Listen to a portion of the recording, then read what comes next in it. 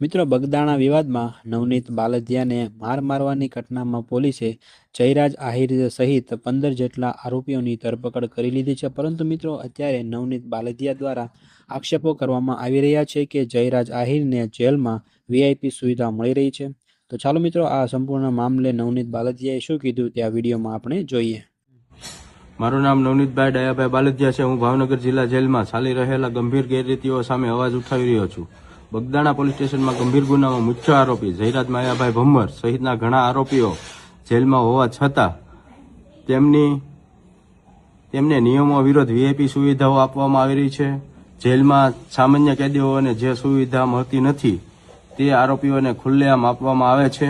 બહારથી ખોરાક પહોંચાડવામાં ખાસ વ્યવસ્થા કરી અને નિયમોનું ઉલ્લંઘન થવું આ બધું ગંભીર બાબત છે।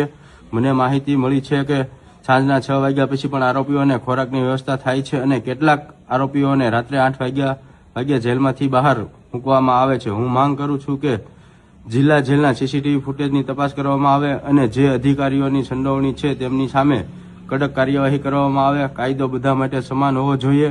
જે સજા માટે છે જેલ સજા માટે છે, સુવિધા માટે નહીં।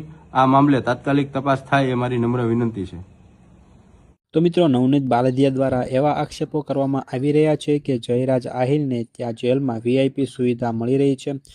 તે વિડીયોમાં શું કીધું તે આગળ તમે જોયું। તો મિત્રો તમારું આ વિડીયો વિશે શું કહેવું છે એ તમે કોમેન્ટમાં જરૂરથી જણાવજો।